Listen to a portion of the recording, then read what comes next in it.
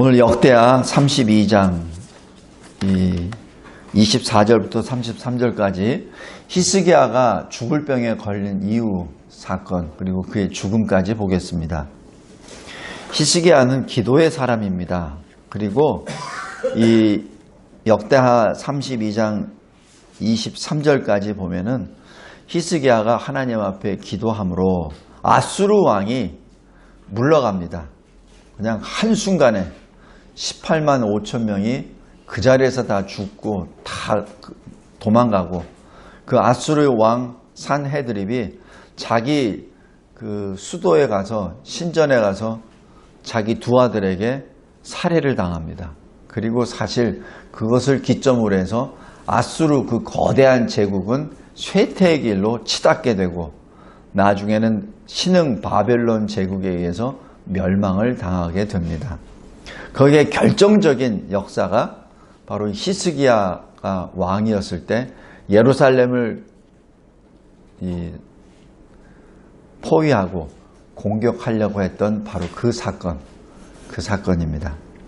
자, 오늘은 히스기야가 그런데 그 사건 이후에 병이 들었습니다. 여기 죽을 병이 걸렸습니다. 여기 오늘 본문 역대하 32장 24절에 딱 한 절로 이 모든 것이 하나로 딱 나옵니다. 히스기야가 병들어 죽게 되었으므로 여호와께 기도하매 여호와께서 그에게 대답하시고, 그러니까 이게 그 죽을 병에서 나았다는 얘기죠. 그런데 마지막 한 말, 이적을 보이셨으나, 이게 완전히 이 히스기야가 하나님의 은혜로 생명이 연장되었으나 25절에 교만하여져서 하나님 앞에 죄를 범한다는 얘기죠. 이 역대기에서는 이 히스기야가 치유함을 받고 또 새롭게 일어났다는 것에 대해서 별로 포인트를 안 줘요. 근데 열왕기하, 그 다음에 이 이사야서 37장에 보면은 이 사건이 아주 길게 기록이 됩니다. 그래서 여기 역대하 32장 32절 보시면, 히스기야의 남은 행적, 그의 모든 선한 일은 아모스의 아들 선지자 이사야의 묵시책, 바로 이사야 선지서 37장에 기록되어 있고, 또 유다와 이스라엘 열왕기에 기록되어 있다라고 그렇게 말하면서 열왕기하 20장 거기에 또 기록됩니다. 그래서 이 역대기에서는 포인트가 지금 이 히스기야가 기도를 했더니 어떤 이렇게 낫습니다. 거기에 포인트가 아니에요. 포인트는 하나님 앞에 히스기야가 어떤 마음으로 섰느냐가 포인트입니다. 히스기야가 참 잘했잖아요. 근데 잘한 거에 포인트가 아니라 여기서는 히스기야의 연약 앞에 하나님이 어떻게 조치를 하셨는지 그것을 보십니다. 그래서 결론적으로 보면 여기 26절에 결론이 딱 나와요. 히스기야가 마음의 교만함을 뉘우치고 예루살렘 주민들도 그와 같이 하였으므로 여호와의 진노가 히스기야의 생전에는 그들에게 내리지 아니하였느니라. 그러니까 하나님의 진노를 피하려면 뭐를 해야 돼요? 회개입니다. 지금 이 역대기 기자는 지금 거기에 초점이 맞춰져 있는 거예요. 어떤 사건, 역사적인 사건을 통해서 하나님이 무엇을 하셨다는 것에 초점이 아니라 하나님 앞에 범죄했을 때 어떻게 했느냐는 얘기죠. 그랬을 때 하나님이 어떻게 용서해 주셨는지, 또 진노를 잠시 보류하셨는지를 거기에 포인트가 들어갑니다. 왜? 이 역대기 기자는 바벨론 포로에서 풀려난 사람이 기록한 거예요. 그러니까 우리가 왜 바벨론에 70년 포로에 끌려갔지? 왜 우리가 노예로 그곳에서 살았지? 그렇다면 거기서 다시는 노예로 살고 싶지 않아. 다시는 이방인에게 끌려가고 싶지 않아. 어떻게 해야 안 끌려가지? 거기에 지금 계속 초점이 들어갑니다. 그러니까 하나님 마음에 무엇을 해야 하나님이 기뻐하시지? 거기에 역대기에 초점이 있습니다. 자, 여기 설교 요약과 같이 저하고 말씀을 보겠습니다. 히스기야, 기도의 사람입니다. 하나님의 역사로 은혜로 존귀하게 여김을 받은 자입니다. 그러나 그에게도 연약이 있었습니다. 그래서 우리에게는 예수 그리스도께서 절대적으로 필요합니다. 이 인류 역사상 그 누구도 나는 죄 없습니다. 나는 의인입니다. 나는 그냥 저 천국에 들어갑니다. 말할 수 있는 사람은 한 사람도 없다는 얘기죠. 모두가 다 죄인이기 때문에 로마서 3장에 있던 것처럼 의인은 하나도 없더라. 바로 그 현장입니다. 거기에 히스기야의 연약을 바라봅니다. 히스기야가 죽을 병에 걸렸습니다. 우리 이사야서 38장 보겠습니다.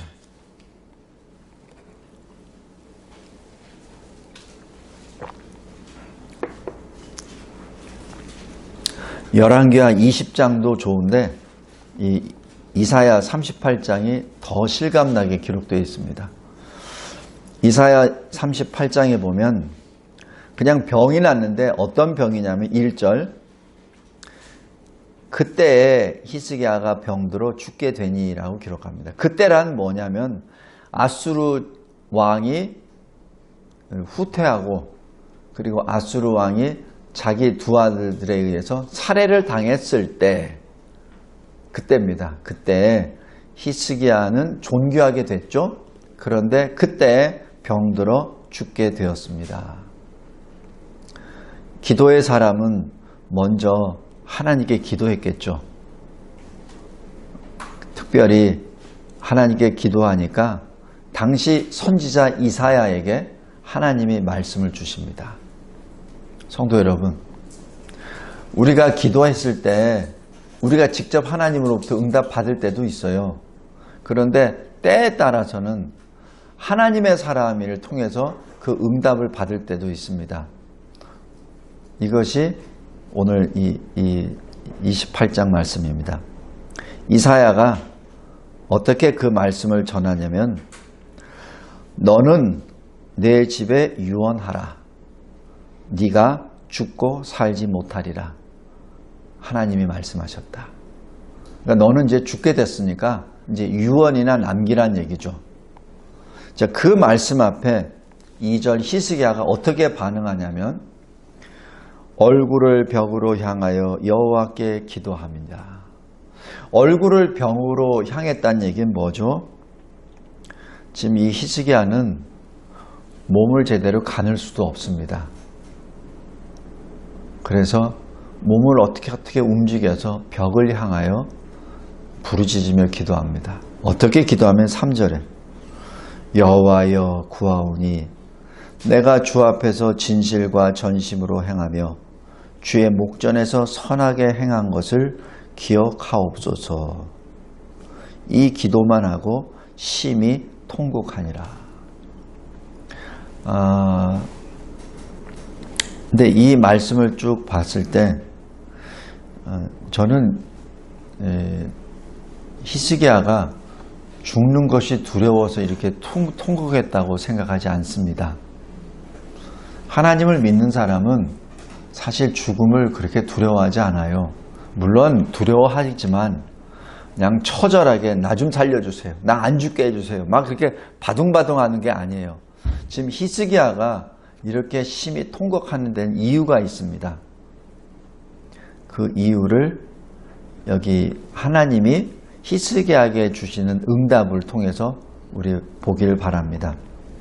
이렇게 심히 통곡하니까 하나님이 이사야를 통하여 하나님의 말씀을 또 전하게 하세요. 여기 5절 보십시오. 이사야 너는 가서 히스기야가 이르기를 내 조상 다윗의 하나님 여호와께서 이같이 말씀하시기를 내가 너의 기도를 들었고 너의 눈물을 보았노라. 내가 너의 수 안에 15년을 더하고.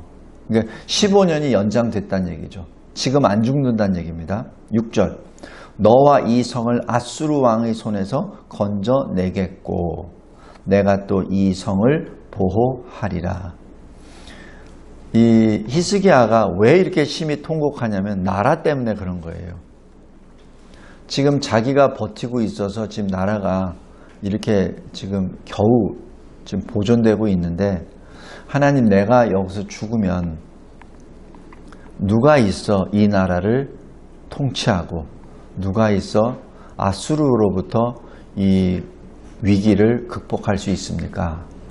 지금 산헤립에 대한 위협을 하나님의 은혜로 지금 겨우 간신히 넘겼습니다. 그러나 아수르는 여전히 제국입니다. 그리고 자기 나라 왕이 자기들 때문에 죽었고 퇴각을 했으니 분명히 또 공격할 텐데 누가 있어서 이 나라를 또 통치하고 지키겠습니까? 지금 그것 때문에 지금 심히 통곡한 거예요. 그래서 이 히스기야가 15년을 연장된 그 기간 동안에 아들 므낫세를 낳고 히스기야가 15년 후에 죽을 때 므낫세가 12살의 왕으로 올라섭니다. 그 얘기는 지금 히스기야에게 다음 후계자가 없다는 것을 의미합니다. 그죠? 그러니까 히스기야가 지금 얼굴을 벽을 향해 놓고 하나님 앞에 기도하며 심히 통곡한 이유가 여기 있어요. 두 가지예요. 첫 번째, 아수르의 위협이 또 올 텐데 어떻게 합니까? 이 나라 버리시겠습니까? 두 번째, 저에게는 지금 후계자가 없어요. 이대로 놔두면 이 유다는 멸망합니다. 지금 그것 때문에 3절에 심히 통곡했다라고 그렇게 믿습니다. 그래서 하나님이 응답해 주시는 것이 그냥 답이 그래 너 내가 거기서 불치병 있어 내가 고쳐줄게 이게 답이 아니에요. 그게 답이 아니고 내가 너의 나라를 지켜주겠다. 이게 답입니다. 그래서 이 히스기야의 기도의 핵심은 나라입니다. 그 나라입니다. 성도 여러분, 이 사람이 유다의 왕 히스기야입니다. 히스기야가 그렇게 기도하고 부르짖을 때 하나님께서는 15년을 연장시켜 주시고 약속까지 해주세요. 아수르로부터 너의 나라를 지켜주리라. 그리고 그 15년 연장된 기간 동안에 아들을 주셔서 그 아들을 통하여 이제는 다음 이 히스기야 다음 왕 때가 이루어지도록 허락하십니다. 이 역사가 아까 여기 역대기 32장 24절 딱 한 절에 딱 요약이 돼버립니다. 근데 여기서 히스기야가 하나님 앞에 기도하는 내용이 있어요. 특별히 오늘은 그 기도 내용을 잠깐 보겠습니다. 17절 보십시오.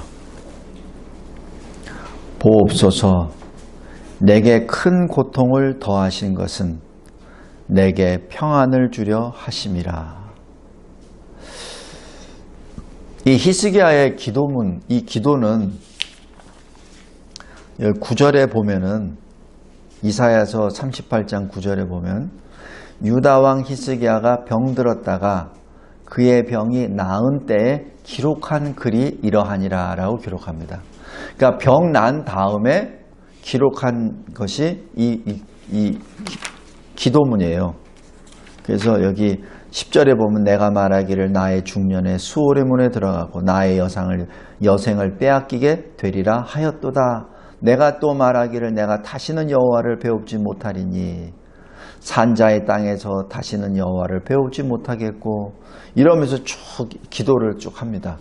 그러면서 이 17절에 보옵소서 내게 큰 고통을 더하신 것은 내게 평안을 주려 하심이라. 히스기야의 그 신앙의 깊이를 여기서 봅니다. 히스기야는 자기가 그 고통을 받을 때 하나님의 뜻을 깨달아 알았어요. 이게 엄청난 체험입니다. 이 기도문은 나은 다음에 기록되었어요. 그런데 이 기도문은 고통 가운데 있을 때 기록한 내용입니다. 어떻게 알 수 있죠? 16절 보세요. 주여, 사람이 사는 것이 이에 있고 내 심령의 생명도 온전히 거기 있사오니 원하건대 나를 치료하시며 나를 살려 주옵소서. 그러니까 지금 죽을 병에 걸려서 고통 가운데 있을 때 기도한 내용입니다. 나은 다음에는 기록했을 따름이지 실은 고통에 있을 때 기도한 내용이에요. 그러니까 살려달라 그러죠. 만약에 다 나았다면 감사합니다라고 했겠죠. 그러나 살려주옵소서라는 거 보면은 죽을 병에 걸려서 하나님 앞에 이제 촉각을 거느리고 하나님 앞에 날 때 그때 살려달라고 기록한 겁니다. 왜? 죽음이 두려워서 싫어서 그게 아니라 자기 나라를 지키게 해달라고. 그럴 때 17절 그 고통 가운데 히스기야가 깨달은 것, 그 고통 가운데 깨달은 것은 나에게 큰 고통을 더하신 것은 나를 죽이려고 한 것이 아니라 내게 평안을 주려 하심이라. 제가 이 본문을 읽을 때마다 깊은 감동을 받습니다. 내가 고통을 받을 때 과연 이런 고백이 나올까? 나에게 조금 힘든 일이 벌어지면 그냥 짜증내고 하나님 저 왜 이래요? 이렇게 따지는 게 저거든요. 근데 히스기야처럼 이렇게 기도할 수 있을까 하는 것이 사실 솔직한 고백입니다. 이 신앙 고백을 쭉 하면서 20절 보세요. 19절 오직 산자 곧 산자는 오늘 내가 하는 것과 같이 주께 감사하며 주의 신실을 아버지가 그의 자녀에게 알게 하리이다. 여호와께서 나를 구원하시리니 우리가 종신토록 여호와의 전에서 수금으로 나의 노래를 노래하리로다. 히스기야의 병 중에 죽을 병에 걸렸던 히스기야의 신앙 고백입니다. 이 신앙 고백으로 하나님이 응답해 주십니다. 그래서 그 히스기야가 네가 이제 15년 연장될 거야 라는 말씀을 듣고 난 다음에 주님 나에게 증거를 보여주세요 라고 또 기도합니다. 그러자 이 7절 8절에 해시계를 뒤로 10도 물러가게 하리라. 하나님이 약속해 주신 겁니다. 그래서 열왕기하 20장에서는 여기서 이 히스기야가 두 조건을 받아요. 이 이사야를 통하여 하나님이 내가 해시계를 앞으로 10도 올릴까 뒤로 올릴까 뒤로 할까. 그러니까 앞으로 가는 거는 쉽죠. 하나님 뒤로 가주세요. 그죠? 그래서 뒤로 가게 합니다. 그것이 이사야 38장 8절입니다. 그래서 하나님이 그림자를 뒤로 10도를 물러가게 하십니다. 그래서 이에 해시계가 나아갔던 해 그림자가 10도를 물러가니라 라고 그렇게 기록합니다. 그래서 이것을 보고 하나님이 나를 살려주시는구나. 15년을 연장시켜 주시는 것을 확실한 응답을 받고 그 다음 하나님 앞에 섭니다. 참 놀라운 역사입니다. 여기 우리 성경에도 많은 사람들이 하나님 앞에 기도하고 응답받는 것도 있지만 이 히스기야처럼 이런 응답을 받는 것도 흔치 않아요. 자, 여기까지는 하나님의 놀라운 역사입니다. 자, 그런데 이제 문제가 이러한 흥한 좋은 일이 벌어지고 난 다음에 그 다음에 교만이 히스기야를 또 덮칩니다. 이것이 우리 설교야 큰 2번입니다. 바벨론 왕이 히스기야가 병들었다가 나았다는 것을 듣고 사절단을 보냅니다. 그것이 이사야 39장에 또 정확하게 또 쭉 나옵니다. 자, 여기서 히스기야의 반응입니다. 히스기야가 이 성전에 있는 것, 이 궁궐에 있는 것 다 보여줘요. 다. 그러니까 하나님은 여기에 대해서 진노하십니다. 여기서 좀 질문을 던질 게 있어요. 왜 보여줬다고 하나님이 진노하십니까? 왜 보여줬다고 그것을 교만이라고 합니까? 그죠? 근데 거기에는 이유가 있습니다. 히스기야가 왜 보여줬겠습니까? 아수르를 지금 자기에게는 제1적이에요. 주적입니다. 그러면 제1적을 견제하려면 또 다른 커다란 제국이 옆에 견제하면 되죠. 먼 나라, 아수르보다 더 먼 나라, 그것이 바벨론이죠. 아직 바벨론이 아수르를 섬킬 정도, 그 정도 큰 나라는 아니었으나 그래도 유다보다는 큰 나라고, 아수르가 만약에 유다를 공격할 때는 그 아수르의 후방을 공격할 수 있는 나라가 바벨론이거든요. 그러니까 이 히스기야는 국제적인 감각을 통해서 아수르의 후방을 칠 수 있는 바벨론과 동맹을 맺으면 유다는 더 평화를 유지할 수 있겠다라는 역학관계를 거기서 읽은 거예요.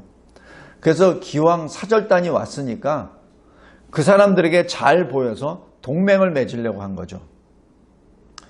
우리나라가 비록 작은 나라지만 굉장히 좋은 나라거든. 우리나라에 금도 있고 은도 있고 이것도 있고 저것도 있고 많이 있어. 그리고 내가 누구냐? 여호와 하나님이 나를 살려주신 나 아니냐? 그것을 자랑한 거죠. 하나님은 우리 껍데기를 보시는 분이 아니라 하나님은 우리 중심을 보시는 거거든요. 그냥 외견상 보면은 바벨론 사절단에게 이거 보여줬다. 그게 무슨 하나님의 진노를 받을 거야? 라고 생각할 수 있어요. 그러나 하나님은 그 껍데기가 아니라 히스기야의 마음을 읽으시는 분이기 때문에 거기서 하나님의 영광을 나타냈습니다. 이 나라가 지켜진 것은 하나님이 지켜주셨습니다. 그것을 증거하지 못했어요. 이 나라를 지킨 것은 내가 있어서 지킨 거야 라고 하면 안 되죠. 하나님이 지켜주셨다는 걸 해야 되고, 은금을 보여주는 것이 아니라 하나님의 어미하심을 거기서 증거했어야 되죠. 그래서 그 누구도 우리나라를 넘볼 수 없어 라고 했었어야 되는 거죠. 그런데 하나님께 영광, 하나님께 잘 보여야 되는데 바벨론에게 잘 보이려고 했던 거죠. 그것이 히스기야의 연약이었습니다. 왜? 하나님을 빼고 자기가 그 자리에서 바벨론과 상대를 하려고 했고 아수르의 위협으로부터 제거하려 하다 보니 엉뚱한 인간의 지혜가 발동한 것이죠. 출발, 히스기야의 교만입니다. 우리 여기 시편 30편 한번 보세요. 오늘 새벽 예배 때 하나님께서 주신 말씀인데 참 30편 12절입니다. 이는 잠잠하지 아니하고 내 영광으로 주를 찬송하게 하심이니. 그러니까 내 영광은 무엇을 위하여 존재하죠? 하나님 찬송입니다. 내 이름이 왜 존재하죠? 하나님을 찬송하기 위하여. 내가 왜 성공했죠? 하나님을 찬송하기 위하여. 내가 왜 재물을 얻었죠? 하나님을 찬송하기 위하여. 내가 왜 존귀하게 됐죠? 하나님을 찬송하기 위하여. 이게 하나님의 뜻이에요. 히스기야가 왜 병을 낳죠? 하나님을 찬송하기 위하여. 히스기야가 왜 아수르의 그 위협으로부터 이 자유함을 얻었죠? 산헤립 왕이 왜 쫓겨갔죠? 하나님의 영광을 위하여. 그것을 나타냈어야 됐습니다. 그러나 바벨론 사절단에게는 하나님의 영광을 나타내는 것이 아니라 히스기야 자신의 영광을 드러냈고 자신의 역량으로 자기가 소유하고 있는 은금을 다 보여줌으로 유다가 얼마나 존귀한 나라임을 나타냈는데 그것이 커다란 실책이란 얘기입니다. 이것으로 인하여 바벨론은 유다를 먹어야 되겠구나라는 당위성을 주게 됐고 하나님께서는 하나님의 영광을 나타내지 아니하는 이 히스기야 왕을 징계하기 시작하십니다. 이것이 히스기야의 연약이요, 그리고 교만의 죄이었습니다. 성도 여러분, 하나님은 내 영광, 나의 형통함으로 하나님을 찬송하게 하기를 원하십니다. 그래서 형통할 때 조심해야 합니다. 자칫 우리가 고난을 당하고 환난을 당할 때는 하나님께 막 부르짖어 기도해요. 저 좀 살려주세요. 저 좀 살려주세요. 저를 이번에 구원해 주시면 제가 모든 걸 다 하겠습니다. 해놓고 마치 화장실 가기 전과 화장실 나온 다음에 그 모습이 다르듯이 딱 그거 하고 나면은 언제 그랬다는 듯이 자기 영광을 스스로 나타내려고 합니다. 고린도전서 10장 12절, 선줄로 생각한 자는 넘어질까 조심하라. 특히 형통할 때 조심해야 합니다. 왜냐하면 만물이 전능하신 하나님의 손에 있음을 기억해야 합니다. 시편 24편 1절입니다. 모든 만물은 하나님의 손에 있습니다. 이것을 믿음으로 먼저 하나님의 나라와 그의 일을 구해야만 합니다. 하나님의 영광을 먼저 구해야 합니다. 성도 여러분, 히스기야 믿음의 거인입니다. 그리고 진정으로 하나님 나라를 생각하는 사람입니다. 그러니까 자기가 죽을 병 걸렸을 때 그냥 자기 생명 하나 살려달라고 부르짖는 사람이 아니었어요. 진정으로 믿음의 거인입니다. 그러나 그도 인간입니다. 그래서 우리에게는 예수님이 절대적으로 필요합니다.